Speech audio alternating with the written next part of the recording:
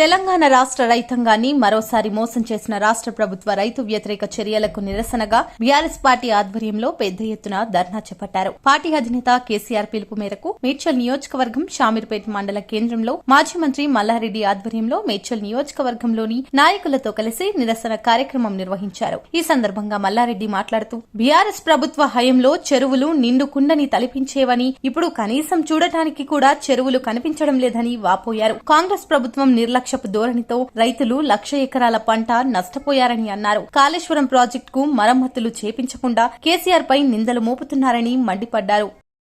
ఏ చెరువు చూసినా కేసీఆర్ కలకలలాడుతుండే చేపలన్నీ కూడా 10-15 కిలోల చేపలు ఉంటుండే. అవి ఎక్కడ పోయినాయో చేపలు. 46,000 చెరువులు మే జూన్ నెల నిండు కుండలెక్కుంటుండే.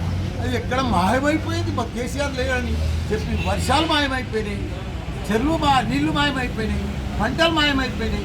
వీళ్ళ కాళేశ్వరం దిక్కెళ్ళి 3 పిల్లలు కుంగిని దిక్కెళ్ళి మొత్తం 1,00,000 ఎకరాల పంటను నష్టం చేసేది. తాగునీరు లేకుండా చేసిండ్రు కాళేశ్వరం. ఇక్కడ ఇడిస్తే ఆ 3 పిల్లలు పక్కకు పెట్టి పక్కకి ఇడిస్తే అయ్యప్ప సిమెంట్ బస్తాలు వేసి ఇడిస్తే అయ్యప్ప.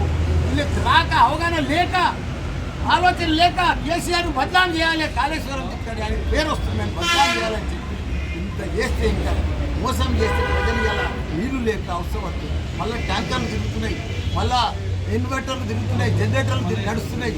ప్రజలు ఇబ్బంది పడుతున్నారు, మంట మడుతుంది.